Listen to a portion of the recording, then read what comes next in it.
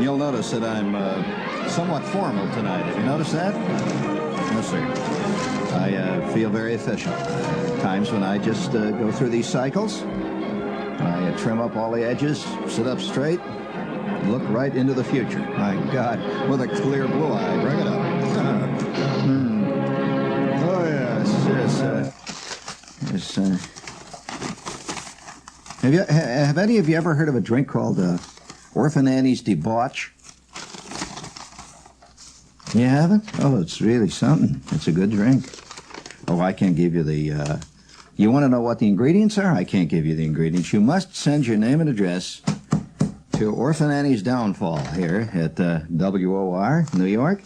And you must guarantee that you are over 21 and a dedicated student of the arts. You must, I would like you to draw on your card, or you have to demonstrate your ability to handle this drink.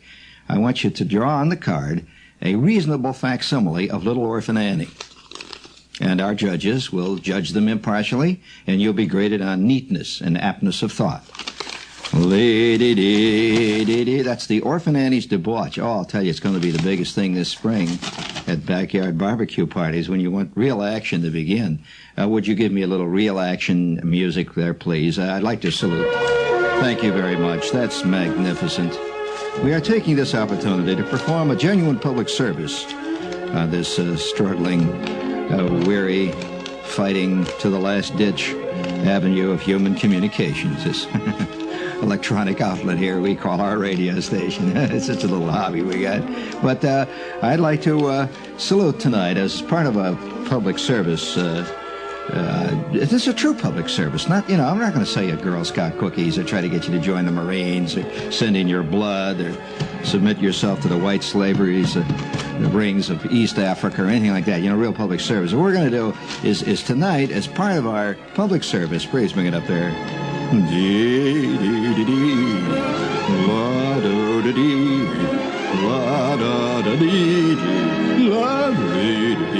Oh, that's lovely. We are tonight taking this opportunity to do it for all of you, because most of you just don't have any outlet unless you bought yourself a Radio Shack bullhorn and plugged it in and turned it out the window. Many of you have just one small voice, but we have a 50,000-watt voice rolling like a green poison gas over the entire eastern seaboard. We are taking this opportunity as part of our vast public service programming of this deeply concerned avenue of human communications. We are giving you, as a public service, a salute to spring. Oh, great. I love spring. Bring it up there. Oh, greatissimo. Manja. That's the in word today on TV commercials. Manja. Or get it on. That's the word for this year. Get it on. Used to be a let it all hang out. You remember? Right on. You remember those days? Oh, yeah. Are you getting it on, Grandma? Yeah, stand up. We are saluting spring in all of thy magnificence. It may be the last one we're going to see for a long time. Yes, I say yes again. Very good. Will you keep that in abeyance, will you, Barney, there? We may need that again when our spirits flag. Speaking of flagging spirits, you realize, of course, that there's been nothing but bad news, right? I mean, let's face it, that's what news is about these days. Everything, bad news. Isn't it true? Bad news. And if you ever come on, you say, there's good news tonight. They think you're some kind of a cuckoo bird. What do you mean? Either that or your rating's going to plummet. So let's face it, bad news is what news is today. That's a kind of redundancy to say bad news, really. It is. So we'll stick with the facts. It's news. You know as well as I do that every time you turn on the radio or watch one of these guys on TV, he's always reporting the gross national product once again dipped to a new low in over 150 years since the invention of the wheel. You hear this? When they say over 7 million people are now out of work, which is a percentage of 97.16% now are laying on the daybed all day long and staring at the ceiling. Right. So I have come to you tonight with some more bad news. I mean, that's just normal. See, I've come to you tonight with the ultimate bad news. Now, in fact, I did this thing exactly 10 years ago, and I was laughed at. I got all kinds of letters from people. Oh, come on, you're blowing it out. What are you talking about, you crummy, rotten exaggerator? You exaggerate more than Lenny Bruce, who was still alive at the time. Well, I'll say this. I was looking back over my notes on previous shows, and I did an entire 3-show series once, based on the premise that most of us don't really fear the right things. I mean, you fear losing your dope. Dope money, that's just paper. People fear, they fear losing their wife. Probably the best thing that could happen to a lot of you guys, and to her too, I might add, knowing you klutz. I mean, with 42 Heath kits down in the basement you never finished. Yeah, all that stuff. All the tires piled up in the garage, right? Yeah, that's right. Right. And that little bimbo down in the steno department. Yeah, I know all about that. Okay. So the point is here that most of us really seriously don't fear the right things. We just don't. This is, although very common, and to be taken as part of nature itself. It's quite correct. The geranium, quietly growing, does not have any concept of some idiot coming along and picking it and sticking it in his lapel. He doesn't fear that. He fears, getting stepped on by a horse, maybe. But, well, all right, now the question is, what do you fear? I mean, let's just stand up now and look, look right at that cheap Japanese loudspeaker there you got. Look right at it. Yeah, pure plastic, right? It's got a rattle. It's got a bad voice coil, that, and the cone, somebody put his thumb through the speaker cone, right? Okay, that's only to be expected with life. Some guys even buy them already with bad voice coils and busted. I saw a guy just the other day, a friend of mine, so, he buys this radio. People are so idiotic about buying radios. This guy buys a radio, he loves to look at it. He just loves to look at it, see, because it looks like something that's an official piece of equipment. It looks like it either came out of a T-42 Russian tank, that new style, the style that was like quasi-military equipment.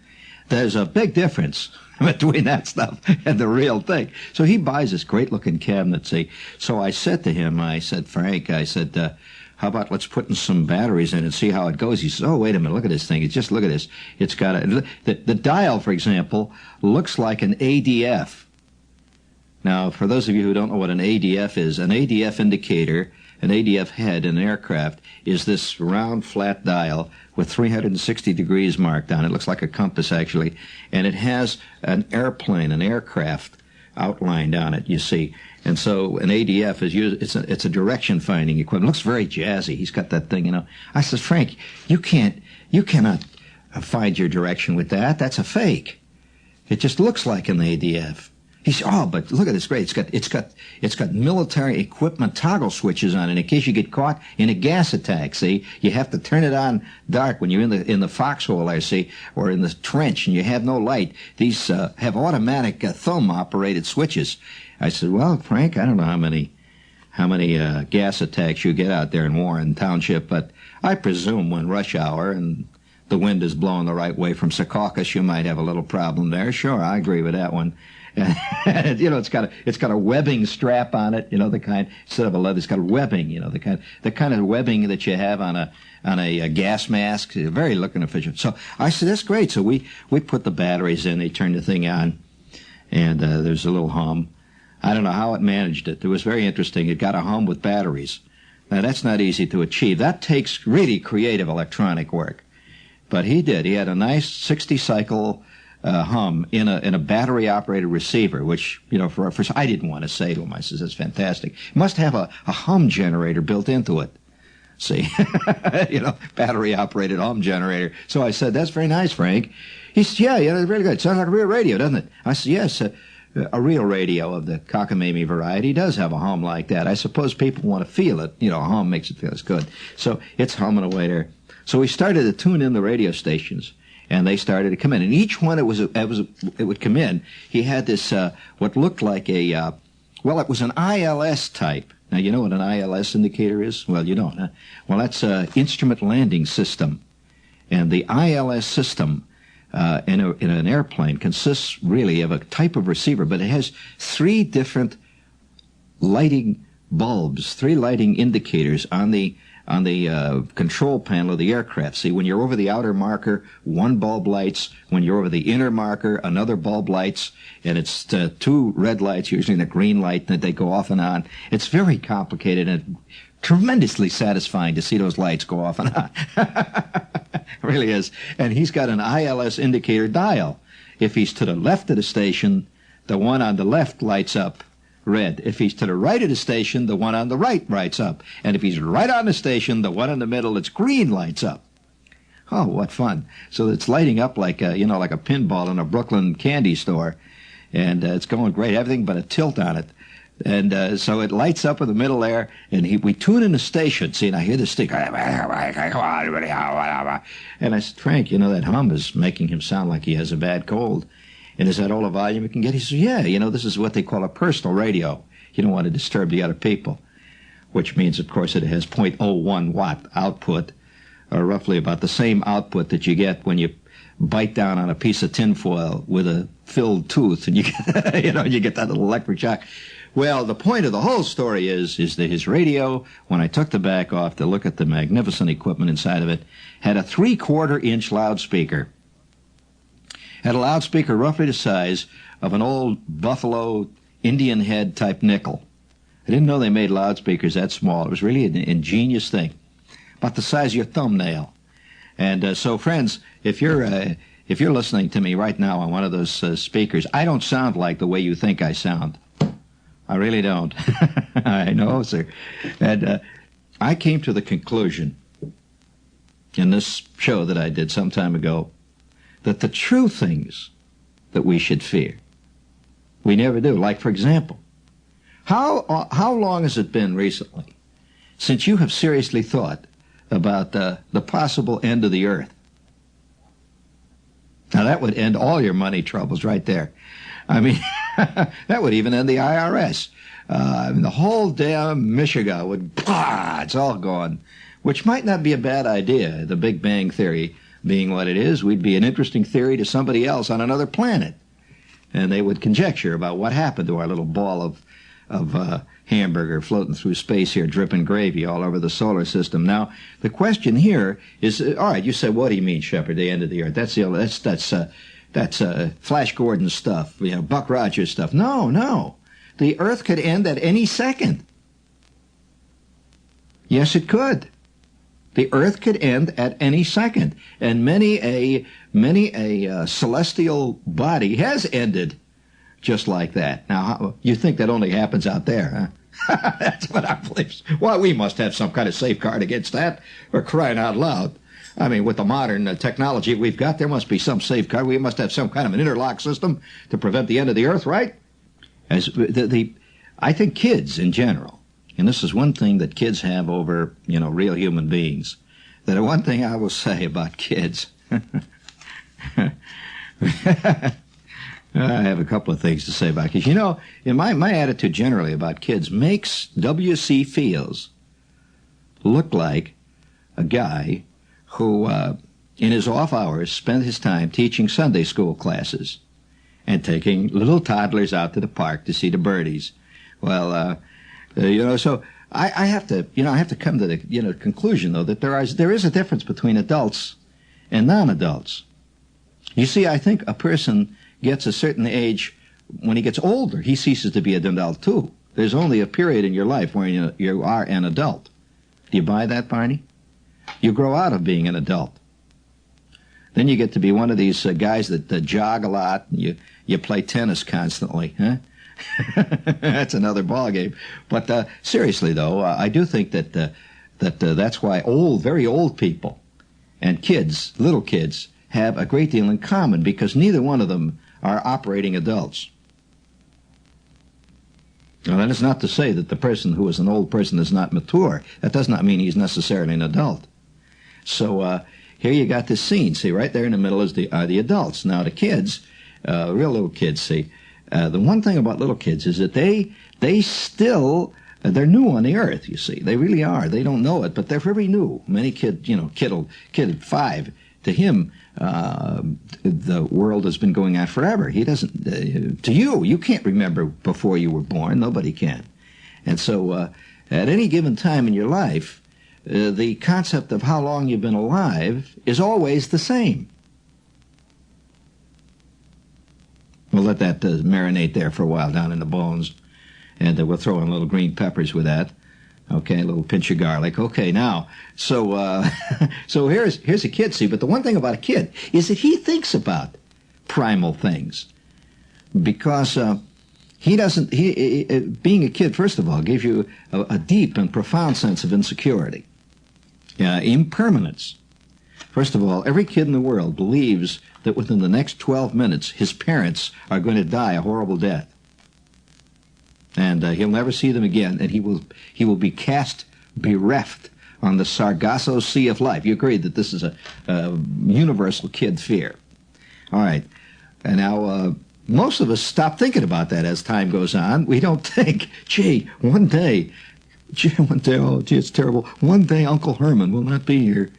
And we don't think that. We sort of erase all that stuff. See, but the kid, he looks right there. He says, one day they're going to go, and then I'm going to be really all by myself. All right, now, that's a kid fear. Now, what else is another kid fear? Well, a kid, generally, quite often, in fact, no matter who he is, he thinks of such things as, what would happen if a meteor hit the Earth? Kids think of this. You see, this is, you understand this was the opening of the Flash Gordon series. Did you know that the beginning of the Flash Gordon comic strip began with the Earth about to be destroyed, and what planet was approaching the Earth at great speed? And Flash Gordon was the only person who could do anything about it. Huh? Venus? No, it was a non-existent planet.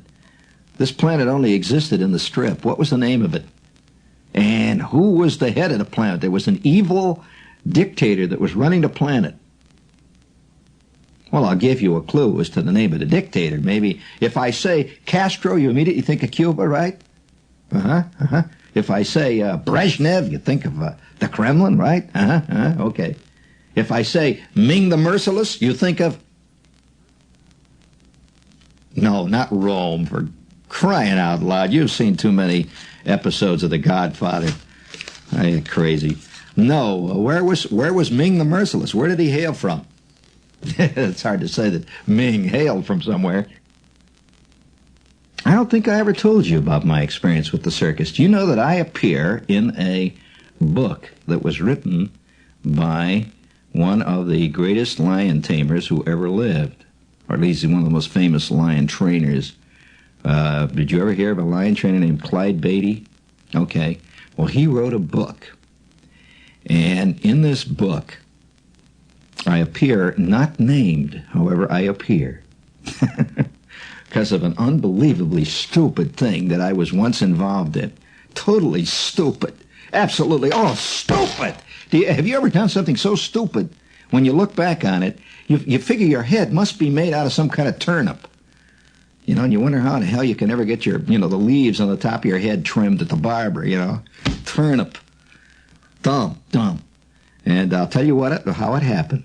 I was going to school, see? And I was bright-eyed, dewy-eyed, elfin-cheeked, and I was going to school, and I was working at this unbelievably rotten television station, which we will not even go into. This is a television station. You know what? This kind of TV station, it didn't have reruns. Now, you always relate the, bad TV with old reruns, the station that's constantly running Route 66, the old black and white Vince Edwards shows and stuff. Well, this station was so rotten that they couldn't even qualify with the budget that they had to buy old, like 27th use reruns. You'll never guess what they had on all day long. Had a picture of a clock. Yeah, we got this clock that they bought somewhere down at the Salvation Army, some electric clock. See, it was a fake Western Union clock, and it just kept saying the time. And once in a while, a hand would come into the picture. It was the only engineer we had. The hand would come into the picture, and he would change a little card that was supposed to be the temperature of the day, see? And you know where we got it from? Well, I'll tell you where we got it from. We had this little thermometer that said souvenir of the Acme Lumber Company. And it was on the outside of the building. He'd run out and look at it, see. It was a terrible-looking thermometer. Run back at thermometer. And we used to get the damnedest temperatures, too, like it would be 87 in December. You know, it wouldn't make a difference. That's what it said, see. We often had below zero Julys, too, so it didn't matter. Nobody watched the station, and it was all academic. And this thing was on all the time. Then once in a while they would interrupt it with what they called their film festival. Now, the film festival consisted of home movies that the manager made with his little he actually did. He had little Eastman Super 8 home movies, and people used to actually watch that, you know. Wild. And our biggest show, our absolutely biggest show, was a show in which the assistant mayor would come in every 2 or 3 nights and give a report on how the city was going. The only trouble is it was a one-camera show, and the engineer would also did the fading, and he did everything else, the shading and the whole bit, see. So he'd run in and set up the camera and run around in there, and the camera had a very bad tripod on it, and it would slowly sink, and by the end of the show, you were looking at the mayor's vest, you know, going up and down. You'd see his elk's tooth hanging there. Didn't matter. That's truly what we would call folk grassroots television. So on one awful afternoon, see, I was summoned into the manager's office, see. It was kind of silly. The television station was in the manager's office. And so he just says, get out of the screen there for a minute. Come over here. And so, see, I did all the shows on this TV station. All the shows, you know, all the live shows. For example, we had Walter Cronkite rubber wig. You know, with a rubber face, I came on, I played Walter Cronkite. And you can get those, you know, for little stations. Yes, you can also buy a John Chancellor face, if you want. One of the greatest faces we had, though, was a Milton Berle face. I'd come out there. That was when Berle was big. See, I would come out there and pretend like they were watching the Texaco Theater or whatever it was. Yeah, and I did pratfalls and threw pies at the camera and everything. It was just a great show. So, well, I don't know why you guys are laughing. This is terrible. What was really bad about it were the bus rides. So, you know, that's what you always get in the miners, bus rides. So, nevertheless, one day he said, we worked a deal, buddy. He never learned my name. I was, of course, to be honest with you, I wasn't using my real name on that television station. So he said, hey, buddy, he says, I got a thing we're going to do. And I said, what? He says, well, we're going to do a remote. I said, a remote? See, our remotes consisted of weeding the camera out into the hall. That was a remote, see, and well, you think it's funny. You know what we had out there? He would reel out in the hall out there, and we were on the 3rd floor. This like a decrepit bank building, and there were dentists on all sides of the studio. You could once in a while you hear the drills and the screams of the wounded coming through, and there were dentists up there, and they never really knew what we were doing. All we had was up there, channel 928, you know, and they figured we were making dirty movies, I think, in there, so they stayed away. So when we had a remote, we would push the camera out. It had a 25-foot cord on it. We were always threatening to buy a longer cord. They were saving up when I left. Those cords are expensive, Barney. Oh yeah, there's coaxial, big thick things. Yeah, $7, $8 a foot, you know. And they were thinking of buying another 10 feet, see, and so we could move it down by the window. So we could actually point it out and see the city out there, see? So we never could quite make it to the window. So we pushed the camera out, and he had purchased, it was kind of nice, he purchased down at one of the local 5 and Dimes, I think it was Woolworth or someplace. You know that you can buy these big stick-on wallpaper city scenes. You know, you can actually buy them, see? Well, he tried to buy it. This was the city in connection was Toledo. He wanted to get a city scene of Toledo, see? So, you know, we could go out in the hall and do our news like the city was behind us and all that. But he couldn't get Toledo down there at the Woolworths. They did not have a city scene of colorful Toledo, you know. All we could get was Paris. So, for some incredible reason, we used to do the news out in the hall with a backdrop of Paris behind us. Yeah, it looked real live, you know. Oh, the Eiffel Tower, the whole bit, tourists and the whole scene, you know. And strangely enough, it was tourists of the early 1900s. The guys were all walking around the street with derby hats. You know, ladies with big, long dresses. But that didn't matter. That was typical of our news anyway. You know, we were still reporting on the Warren G. Harding election. Because you see what he did. He bought a lot of old used newsprint. We never got a machine. We got a lot of old used newsprint. We just read it. But All right, you think it's funny? Our biggest newscasts were like a lady would call in, and a typical example of the news desk. The news desk, by the way, was I was the news desk. See, I was everything. So the news desk, the phone would ring, and we had this old lady who'd been dispossessed somewhere, and she was working for us now to answer the phone. See, she was hoping one day she'd be put on salary. We were auditioning her. So the phone would ring, and she'd pick up the phone. Hello, here's Channel 926. And then somebody would say, hey, quick, give me the newsroom. Well, at which point, she'd turn to me and say, she'd say, newsroom. I'd say, all right. I'd pick up the phone, newsroom. And the guy'd say, hey, I want to announce a cookie sale. We got a cookie sale going down here. It's at the American Legion Hall on Huron Street. It's going to be Wednesday, and we got all them cookies. We got chocolate chip. Hey, any of them chocolate chip cookies, Cliff? Yeah, we got chocolate chip cookies, and all the money goes to buy balls and bats for the American Legion ball team. Okay, you got it? Next Wednesday? Hot news flash. Say, thank you very much. Thank you. This is Channel 924 News. I'd hang up, and that would be the lead story that night. That was our local coverage. You know, the cookie sale down at the American Legion Hall. So, you ever worked in a station like that? Oh, you have a lot coming. And anyway, on this night, you want to hear about what happened in the circus? On this night, see, the manager says, we're going to do a remote. He says, they're renting the cables.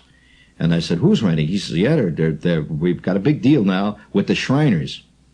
You remember the Shriners? You know, the guys with the fezzes and all that? So, yeah, they were very big in today. He says, we're gonna do a deal with the Shriners, and they're going to pay for the remote. And they've rented a remote truck. I said, remote truck? You know, just like TV. And he says, yes, the real thing.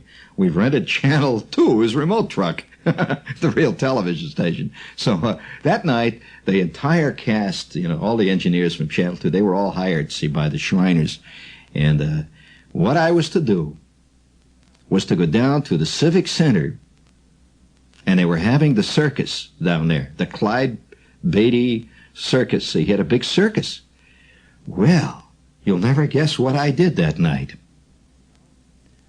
No, not in the center ring. That's nothing, buddy. The center ring, that's greasy kid stuff. Somebody got the idea, since after all this was a cheap cockamamie television station, maybe we'd have a first.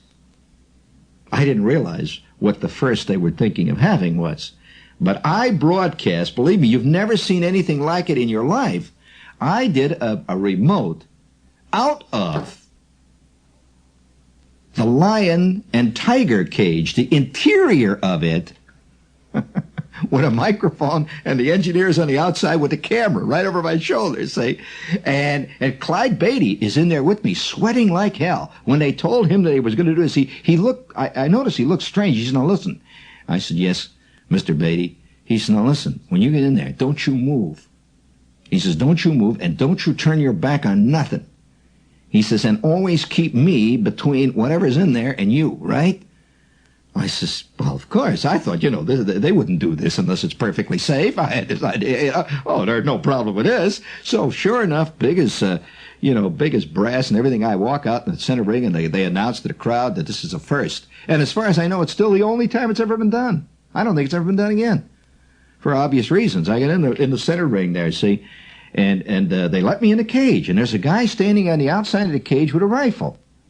Oh, sure, they have to have this. He's got a rifle, see, and he's all dressed up like a ringmaster, but he's got that 30-06 Springfield with him. I could tell, you know, it's a lot of weapon. And he just, now listen, buddy, he says if there's any problems, he says I want you to move fast. This guy, he says, move fast towards this door. He says, I'll hold them off. I said, you'll hold them off? He says, I'll hold them off. I figured they had these old lions with rubber teeth. You know, they took the poison glands out of the tigers and all that stuff. See? Oh, hey, you got a little echo chamber in there? Let's just try a little bit here. Just hello. That's it. Hold it now. I remember the moment when the ringmaster stepped out, and you know, the guy with the tall silk hat. You remember Super Circus? Claude always on Super Circus there. He was the ringmaster. And this guy came out, and the band went ta ta ta ta ta ta ta ta ta ta ta ta ta ta ta, and then he says, Ladies and gentlemen, a first for the Clyde Beatty Barnum and Bailey Circus, a first in all the world, a television broadcast featuring an intrepid television reporter reporting direct from the center ring with 35 raging lions and tigers. And now, here he is in the center ring. And the crowd cheered, and I look around, and there I am sitting with a microphone. And then he said this, and now, ladies and gentlemen, here he is, the greatest lion tamer in the world, the famous Clyde Beatty. Well, Beatty came in the ring wearing his white, he had a white jacket on, he had these white high pants with the black boots, and he was tense, I could see it, and I just thought it was part of his act. And he has about 7 whips, pow, pow, he goes pow, pow, and he's got a chair. And he starts circling around. At that point, they opened up a chute, and in came, good God, he came running across the ring right at me. It was the biggest Bengal tiger you ever seen. And when a Bengal tiger runs at you, he makes a funny sound. He goes, did you know that? They have a, and he stopped. He skidded. And he sort of crunched back, and his eyes were yellow. I mean, they were like 2 searchlights. And I'm on the mic. Ladies and gentlemen, I'm right here in the center ring. Boy, this is exciting. Look at that beautiful tiger. He's going, and Beatty moves like a shot. Then he goes, pow, pow, pow. And this lion goes, right behind him is a lion going, they got a different sound. He goes, and the tiger's going, and the both of them go up on these chairs and look down at me, right down. He kept going, and then he'd go, and the paw would go out. Well, the next thing I know, the cage is filled with these mothers, and they're all looking right at me, and their paw would go out, and Beatty's circling around, sweating, and Beatty moves back at me. He says, cut it quick, get it, cut it quick. I said, what do you mean? Ladies and gentlemen, we still have 15 minutes on the air. He said, cut it quick, for God's sakes, quick. And they're going, one jumps down and runs around the ring. And Beatty goes, pow, pow, with a cap gun, pow, pow. The thing jumps back up. Well, I just thought it was a groove, Well, 5 minutes later, I'm out of the ring, and the guy with the 30-06, he's putting down a clip. I can see he's got the clip, though. He's got these nickel-plated, soft-nosed dum-dums. And I go out and he says, my God, is he out of your mind? I says, no, it was a great show. All 40 of our viewers loved it. The ones that are the clock fans, they loved it. It was only years later that somebody sent me a copy of the Clyde Beatty book. And Beatty, in one chapter, says, the most dangerous thing, the wildest thing I ever did was the night that this television guy, is in the center ring. He says every last one of the animals was ready to go that night. He says, I can hold off 1, I can hold off 3, but in 35, forget it. It's all over. He says, and this guy kept walking around, jabbering away. He says, and the lions and tigers were scared because of the mic cable that ran through. They thought it was a snake. He says, and they thought he was some kind of a polar bear. Oh, my God, I didn't realize. Here I shared Clyde Beatty's most dangerous moment. Fat, dumb, and happy. So, friends, getting back to the subject of fear, maybe you're not fearing the right things. Maybe you think taxes are what's going to do you in, huh? Have you thought recently of lightning? Have you thought recently of the earth suddenly opening up and swallowing you? And all of Madison Avenue? Right down to the center of the earth, huh? It's happened in other places in the world. Oh, there's some real things to worry about, buddy. Real things.